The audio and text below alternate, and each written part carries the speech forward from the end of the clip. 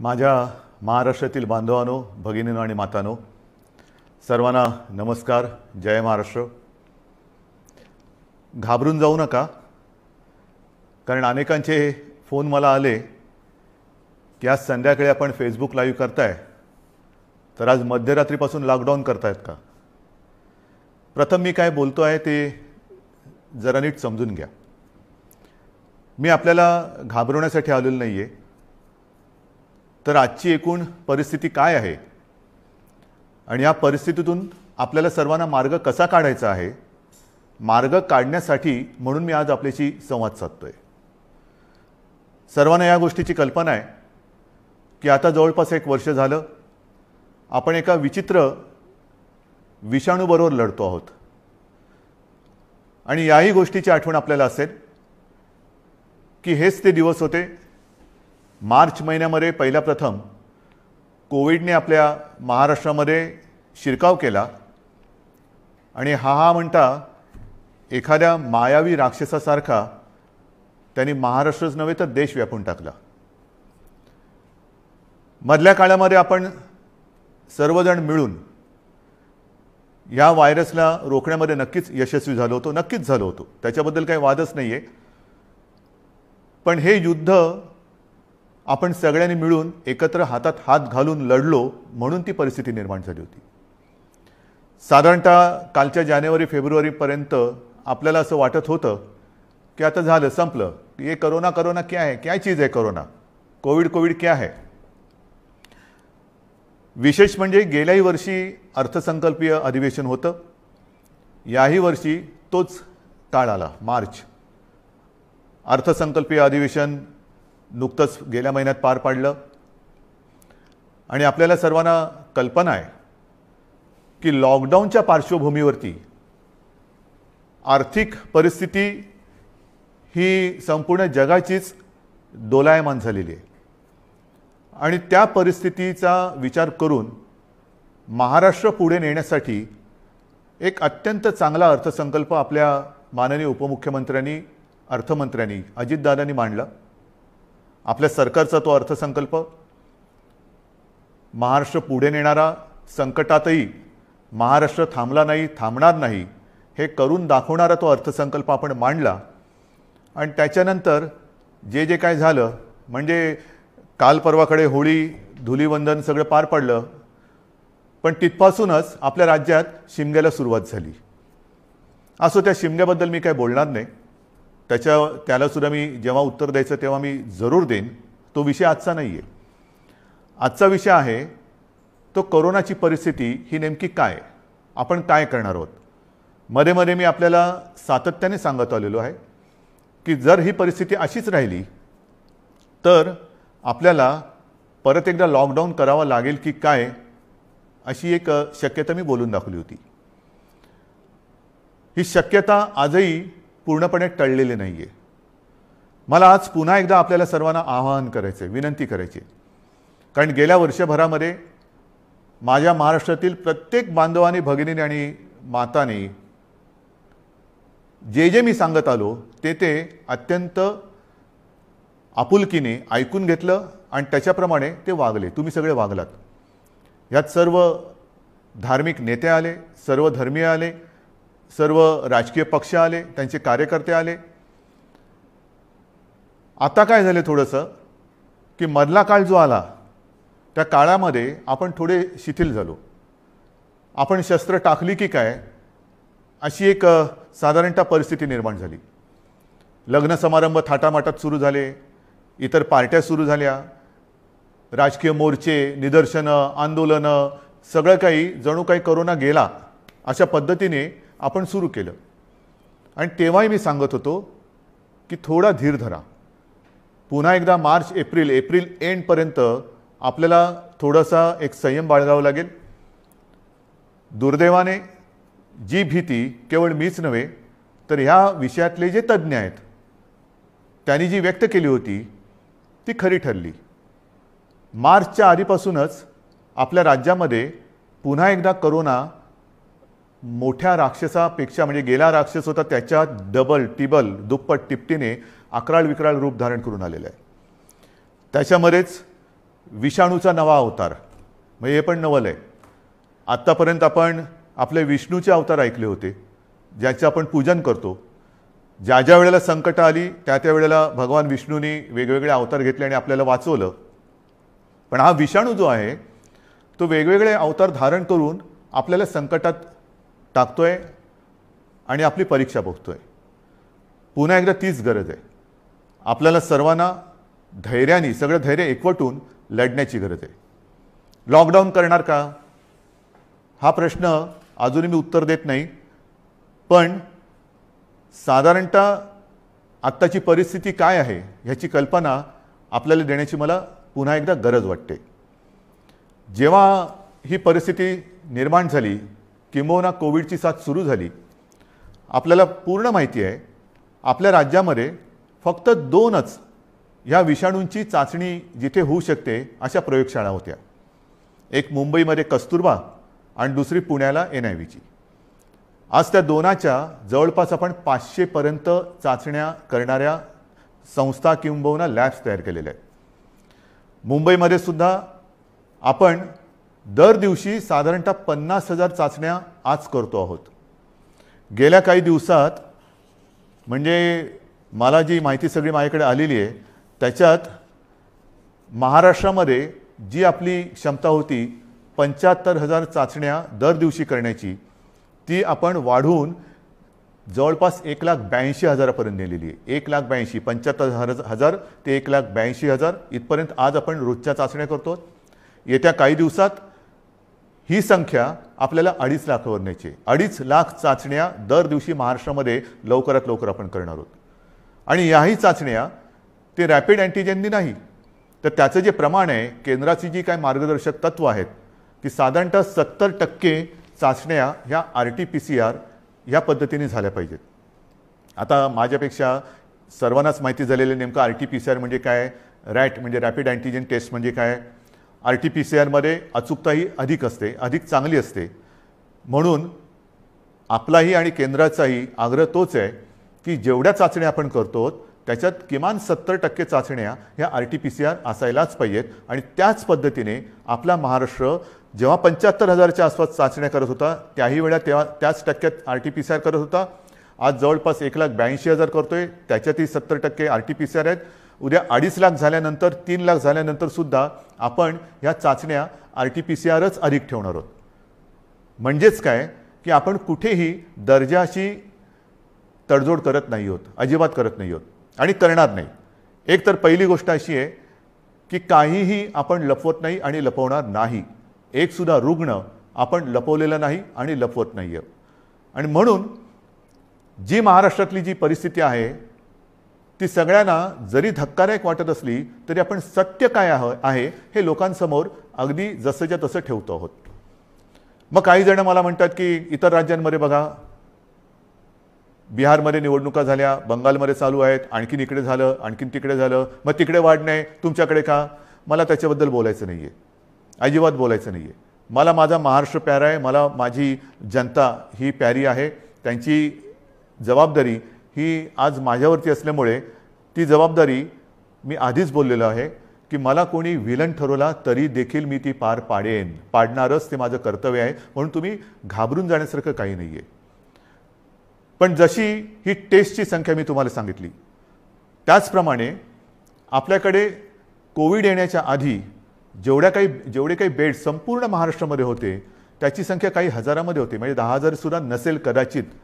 कारण आधी आपण कधी कल्पनाच केली नव्हती की असं काहीतरी आकस्मिक संकट येईल आणि आपली त्रेधा तिरपीट उडेल. गेला मार्च महिन्यात तुम्हाला आठवतंय, बेड्स मिळत नव्हते, हॉस्पिटल्स मिळत नव्हते, उपचार मिळत नव्हते. मग सगळे हॉस्पिटल्स ओव्हरफ्लो व्हायला लागली होती, ॲम्ब्युलन्स मिळत नव्हते. ह्या सगळ्या गोष्टी लक्षात घेतल्यानंतर आपण बेड्सची संख्या वाढवायला लागलो. महाराष्ट्र हे देशातलं पहिलं कदाचित एकमेव राज्य असेल की ज्याने अगदी फील्ड हॉस्पिटल्स उभारली लष्कराच्या धर्तीवरती. जसं लष्कर काम करतं तसं आपल्या महाराष्ट्राच्या यंत्रणेने काम केलं, आजही करते. जम्बो कोविड केअर सेंटर्स उभारली आणि काही हजारात, म्हणजे 8-10 ज्या काही रुग्णशय्या होत्या त्याची संख्या आपण जवळपास 3.25 लाखापर्यंत नेली, सगळ्या काही मिळून. म्हणजे त्याच्यामध्ये इतर कोविडशिवाय असलेले beds, oxygen beds, ICU beds, विलगीकरणाचे बेड्स, डायलिसिसचे बेड्स असे मिळून साधारणतः 4.25 लाखापर्यंत ही सुविधा आपण वाढवली. ही मोठी आपली एक अचिव्हमेंट होती. आणि तेव्हाही मी म्हटलं होतं की लॉकडाऊनचा उपयोग हा संसर्ग थांबवण्यासाठी आहे आणि त्याच वेळेला आपल्या आरोग्य सुविधा वाढवण्यासाठी आहे. मग आता एवढीही रुग्णशय्या वाढवल्यानंतरही मी परत तुमच्याशी का काळजीने बोलतोय, ह्याचं कारण आजचं चित्र मी तुम्हाला सांगतोय. पहिली गोष्ट अशी की साधारणतः रुग्ण वाढ ही किती होते, किती झपाट्याने होते, त्याची थोडीशी मी तुम्हाला कल्पना देतो.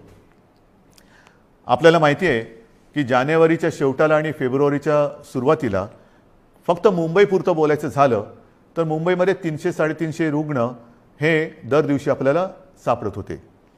आज ती संख्या 8,500वरती गेलेली एका महिन्याच्या कालावधीत.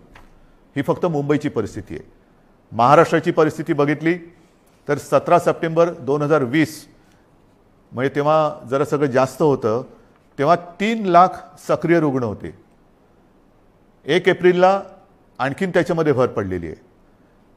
17 सप्टेंबरला साधारणतः 31,000 मृत्यू झाले होते, 31,351. आता 54,900च्या आसपास झालेले आहेत.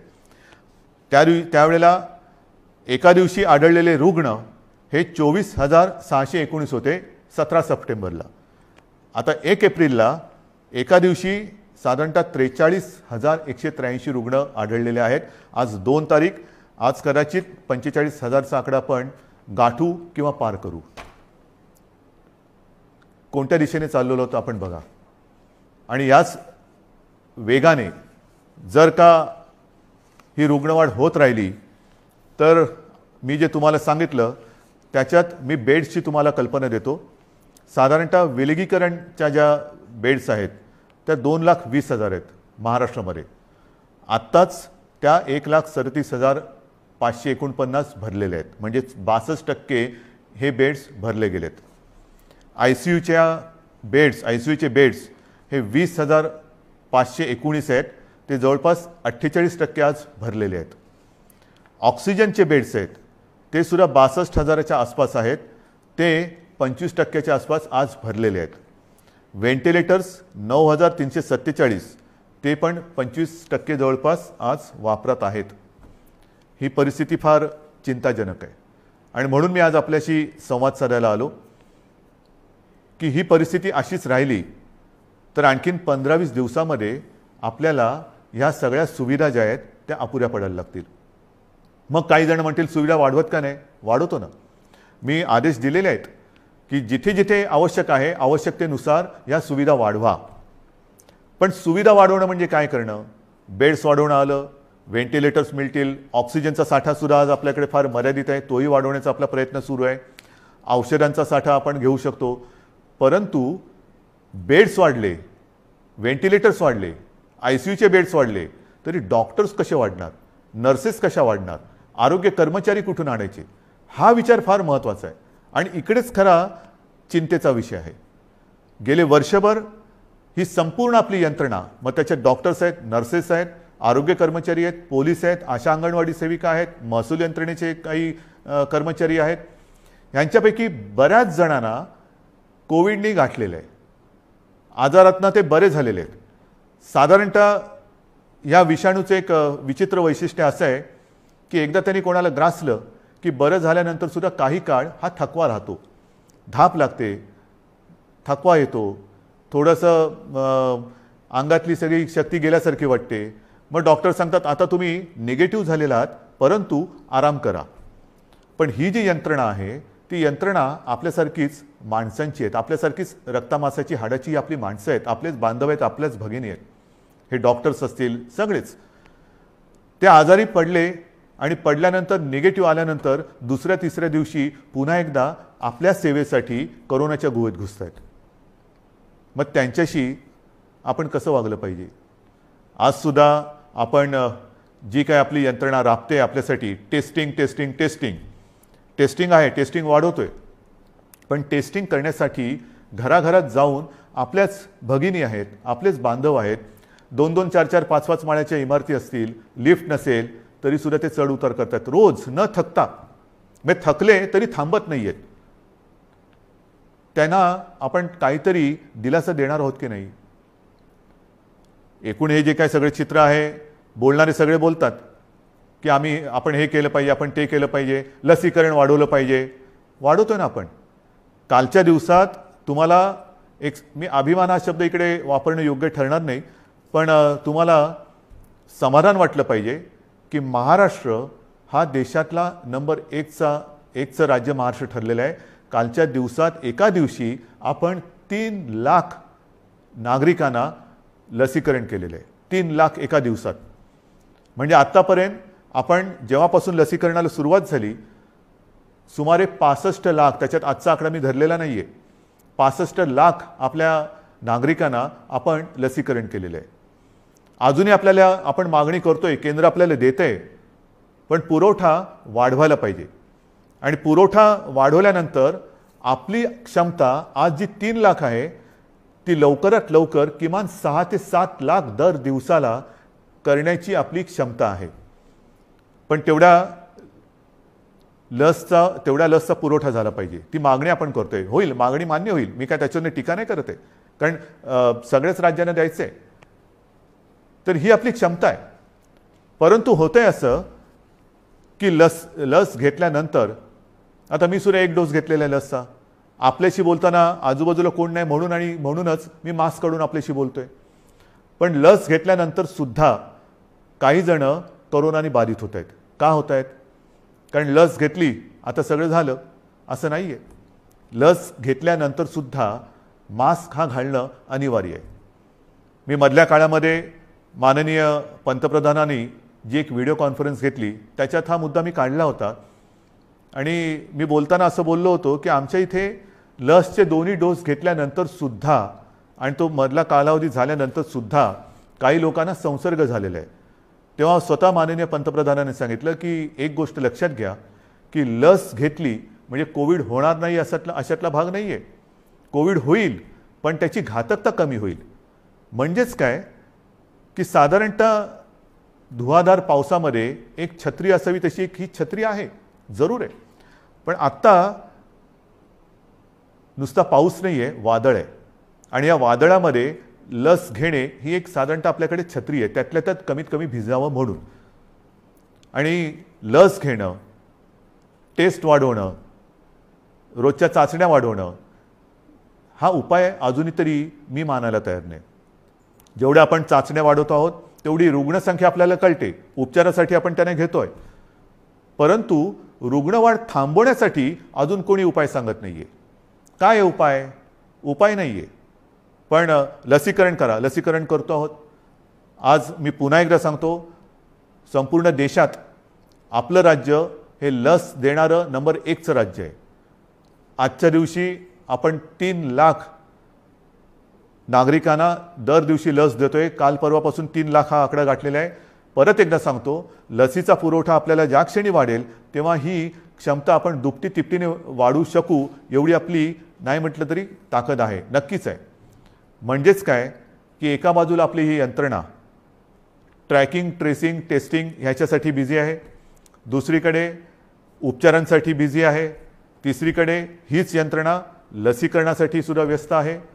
हे सगळं एकत्रित आल्यानंतर त्यांची काय स्थिती होत असेल ह्याचा थोडा आपण विचार केला पाहिजे. आणि म्हणून मला असं वाटतं की लॉकडाऊन करायचं का? इतर देशांनी काय केलेलं आहे?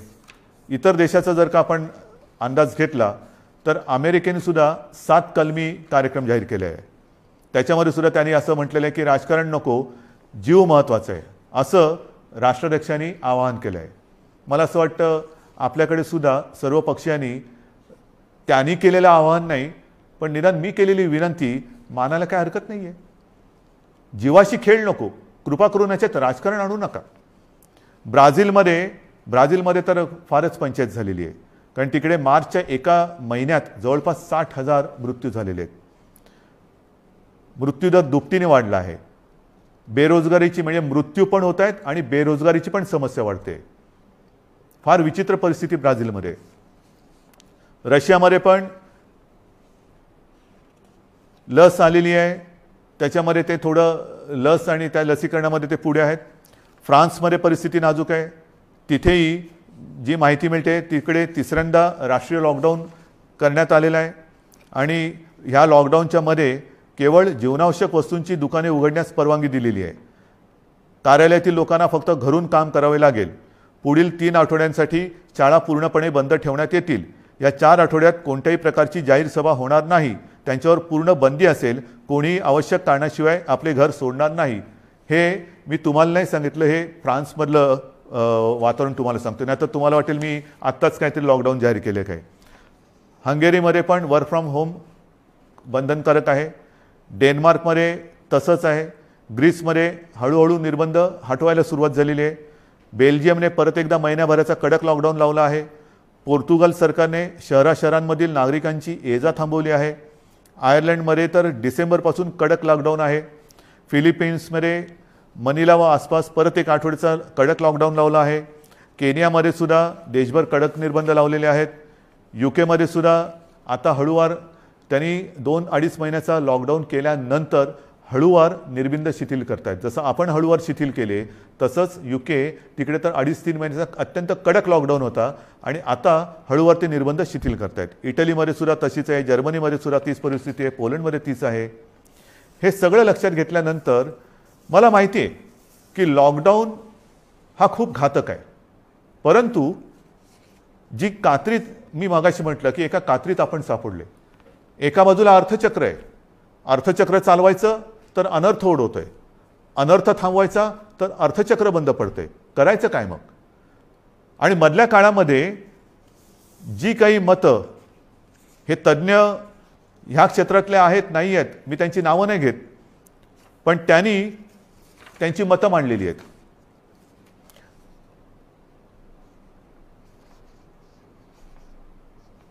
सर्वसामान्यांना त्रास होईल अशी लॉकडाऊनची भूमिका, मी पक्षाचं नाव घेत नाही कारण मला राजकारण आणायचं नाही, आम्ही खपवून घेणार नाही. तुम्हाला आलेला झटका म्हणजे नियम नको. महाराष्ट्रामध्ये कोरोनाचं नाटक पुन्हा सुरू झालेलं आहे. कोरोनाच्या संसर्गाला लॉकडाऊन हा पर्याय नाही. आम्ही लॉकडाऊनला जोरदार विरोध करू, रस्त्यावरती उतरू.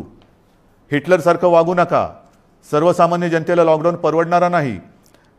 जनता आधीच लॉकडाऊनला कंटाळली आहे. त्यामुळे राज्यात लॉकडाऊन लावणे हा पर्याय नव्हे. लॉकडाऊन हा अंतिम पर्याय होऊ शकत नाही. लॉकडाऊन लावायचं असेल तर आधी रोजगाराचे पैसे 5,000 रुपये का काय ते थेट खात्यात जमा करा. एका उद्योगपतीने सांगितले की लॉकडाऊन लावण्याच्या ऐवजी आरोग्य सुविधा वाढवा. आता आरोग्य सुविधा मी तुम्हाला सांगितली काय परिस्थिती आहे. गेल्या वर्षभरात आपण एवढी आरोग्य सुविधा वाढवली, अजूनही वाढवतो आहे. पण मुद्दा असा येतो की हे जे काही आपल्याला सल्ले देत आहेत त्यांना मी सांगू इच्छितो हात जोडून, उद्योगपतींना सांगतो, म्हणजे त्या ज्यांनी सांगले सगळ्या उद्योगपतींबद्दल नाही, की आरोग्य व्यवस्था वाढवतो मी, बेड्स वाढवतो, सगळं वाढवतो, पण कृपा करून रोज मला किमान 50 डॉक्टर्स, नर्सेस, आरोग्य कर्मचारी यांचा महाराष्ट्रभर पुरवठा होईल अशी काहीतरी सोय करा. कारण नुसतं फर्निचरचं दुकान म्हणजे आरोग्य सुविधा नाही आहेत. त्याच्यामध्ये व्हेंटिलेटर आल्यानंतर व्हेंटिलेटर वापरणारे सुद्धा तज्ज्ञ लागतात. ऑक्सिजन किती द्यायचा, किती प्रमाणात द्यायचा याच्यासाठी सुद्धा त्या विषयातला तज्ज्ञ लागतो. अगदी रेमडेसिवीर द्यायचं झालं तरी ते कसं दिलं पाहिजे ते समजणारा डॉक्टर लागतो. ही तज्ज्ञ लोक आणि डॉक्टर्स ही कुठून आणायची. आणि ही परिस्थिती जर का बघितली तर मला तुमच्याकडनं हीच अपेक्षा आहे. जे सांगतायत की लॉकडाऊन केला तर आम्ही रस्त्यावरती उतरू, माझं म्हणणे जरूर उतरा, उतरलंच पाहिजे. पण ते लॉकडाऊनच्या विरोधात नाही, तर लॉकडाऊन होऊ नये म्हणून कोरोनाच्या विरुद्ध तुम्ही उतरा. या डॉक्टर्सना मदत करायला तुम्ही रस्त्यावरती उतरा. ज्या कुटुंबांमध्ये करते करविते ज्यांचा मृत्यू झालेला आहे त्या कुटुंबियांची जबाबदारी घेण्यासाठी रस्त्यावरती उतरा. ज्या कुटुंबांमध्ये सगळेच्या सगळे कोरोना बाधित झालेले आहेत त्यांची सेवा करण्यासाठी रस्त्यावरती उतरा. टेस्ट जे आपल्या या यंत्रणे जी करते आहे ट्रॅकिंग ट्रेसिंग त्यांना मदत करायला म्हणून रस्त्यावरती उतरा. नुसतं बोलायला ठीक आहे, अमुक केलं तर आम्ही रस्त्यावरती उतरू, माझं म्हणणं तर उतराच, रस्त्यावरती उतरा. कारण आता आपल्याला ही लढाई तशीच लढावी लागणार आहे. हातात हात घालून ही लढाई लढावी लागणार आहे. अनेक ठिकाणी मी बघतोय सभा समारंभांना तुडुंब गर्दी होते, बाजारपेठा फुलून गेलेल्या आहेत. थोडंसं धीर धरा. अनेक जणांना असं वाटतंय मास्क काय लावतोय तू. अरे मास्क न लावण्यामध्ये शौर्य काय शौर्य आहे. मी मास्क वगैरे वापरत नाही. मी मास्क वापरणार नाही. काय शूर आहेस? मास्क न वापरणं ह्याच्यात शूरता नाही आणि मास्क लावणं त्याला लावायला लाजायची गरज नाही आहे. परत एकदा सांगतो की वॅक्सिन घेतल्यानंतर सुद्धा मास्क हा लावायलाच पाहिजे, अंतर ठेवलंच पाहिजे, हात धुत राहिलंच पाहिजे. आणि म्हणून काही कडक निर्बंध येत्या काही दिवसात आपल्याला लावावे लागतील. ते उद्या परवाकडे मी जाहीर करेन. विशेषतः शहरांमध्ये मी परत एकदा सांगतो, जिथे जिथे अनावश्यक गर्दी होते ही गर्दी आपल्याला टाळावीच लागेल. जी खाजगी कार्यालय आहेत त्या कार्यालयांना सुद्धा आपण प्रत्येकाला सूचना दिलेल्या आहेत. सूचनावलीच म्हणा ना, की लग्न समारंभात किती लोक पाहिजेत, ऑफिसमध्ये किती उपस्थिती पाहिजे, बसमधनं किती लोक गेले पाहिजे. आता ट्रेनमध्ये मुंबईमध्ये मी सांगेन की मी सांगितलं होतं की पीक अवर नॉन पीक अवर आता सगळं तुडुंब भरून चाललेलं आहे, रेस्टॉरंट्स भरून चाललेली आहेत. आता हे जर आपण थांबवलं नाही आणि परिस्थिती अशीच हाताबाहेर गेली आणि जसा ब्राझीलमध्ये दुर्दैवाने आता अशी परिस्थिती झालेली की लॉकडाऊन नाही आहे पण शुकशुकाट झालेलं आहे, म्हणजे रस्त्यावर फिरत असतील लोक पण रोजगार गेले आणि जीवही गेले. मग काय राहिलं? जीव वाचवायचा की रोजगार वाचवायचा? रोजगार आपल्याकडे आहेत, रोजगार परत मिळतील पण गेलेला जीव परत आणता येणार नाही. आणि म्हणून मी आपल्याला नम्रपणाने विनंती करतोय की येत्या काही दिवसांमध्ये, 1-2 दिवसांमध्ये मी आणखीन काही जणांशी बोलतोय. काही त्याच्यात यातले तज्ज्ञ असतील, विविध राजकीय पक्ष आहेत, विविध मी पत्रकारांशी बोलेन. मला वेगळा काही उपाय असला तर पाहिजे. लॉकडाऊन हा उपाय नाही मान्य, पण मग ही संसर्गाची साखळी तोडायची कशी? लसीकरण वाढवतोच आहे पण लसीकरण देऊनही कोविड होत नाही अशातला भाग नाही. लसीकरण घेतल्यानंतर, लस घेतल्यानंतर सुद्धा कदाचित लस घेतलेल्याला कोविडचा त्रास कमी होईल पण तो दुसऱ्याला संसर्गित करू शकतो, हेही आता सिद्ध झालेलं आहे.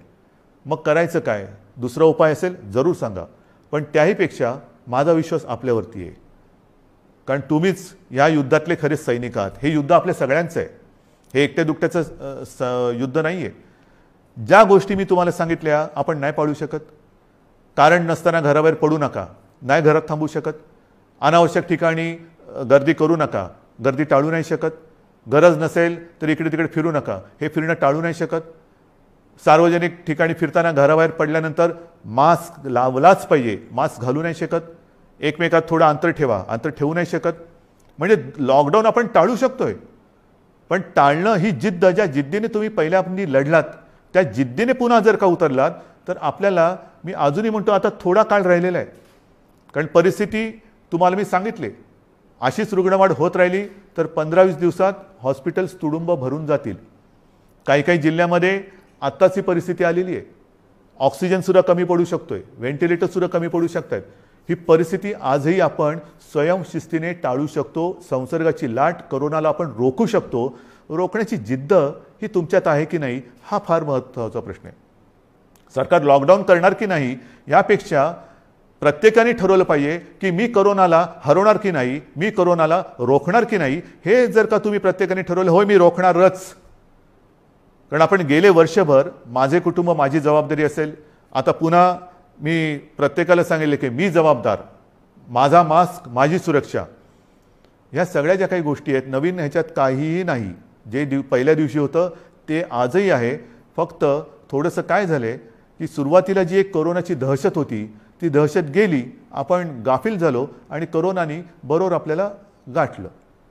अजूनही कोरोनाने आपल्यावरती मात केलेली नाही, मी त्याला करू देणार नाही, अजिबात नाही. मात आपणच त्याच्यावरती करायची आहे. पण ही मात करताना जर आपण घट्ट उभे राहिलो सगळ्या जणांनी, संपूर्ण सगळ्या राजकीय पक्षाने, मी पुन्हा एकदा हात जोडून विनंती करतो आहे की कृपा करा, जनतेच्या जीवाशी खेळ होईल असं राजकारण करू नका. जे सरकार पावलं उचलत आहे ते जनतेच्या हितासाठी उचलते.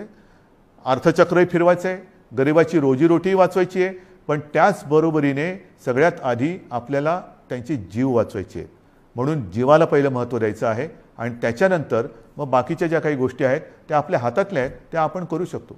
म्हणून आजसुद्धा मी पूर्ण लॉकडाऊनचा इशारा देतो आहे, लॉकडाऊन जाहीर करत नाही आहे. पण 1-2 दिवसामध्ये जर का दृश्य स्वरूपामध्ये ह्या गोष्टी आढळल्या नाहीत आणि दुसरा उपाय जर मी आता पुढच्या 1-2 दिवसांत ज्यांच्याबरोबर बैठका घेतोय त्यांच्याकडनं आला नाही तर मग मात्र आहे ती परिस्थिती अशीच्या अशी स्वीकारा, जे मला नाही जमणार. माझ्या डोळ्यादेखत हे मी बघणार नाही आणि आपणही नाही बघायचं आहे. तर ती परिस्थिती रोखायला जगामध्ये जे करतायत, पहिला लॉकडाऊन दुसरा लॉकडाऊन, कारण लाटे मागून लाटा येतात. पहिली लाट आली, दुसरी लाट आली, तिसरी लाट आली.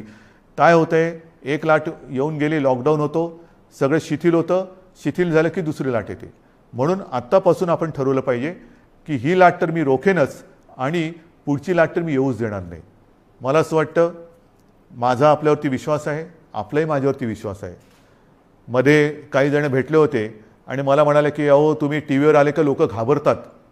म्हटलं मला नाही वाटत असं, कारण मी तुमच्या कुटुंबातला एक आहे, तुम्ही मला कुटुंबीय मानलेलं आहात आणि माझे कुटुंब, माझी जबाबदारी म्हणजे माझे कुटुंब तुम्ही आहात आणि तुमची जबाबदारी ही मी घेतल्यानंतर मला टीकेची पर्वा नाही.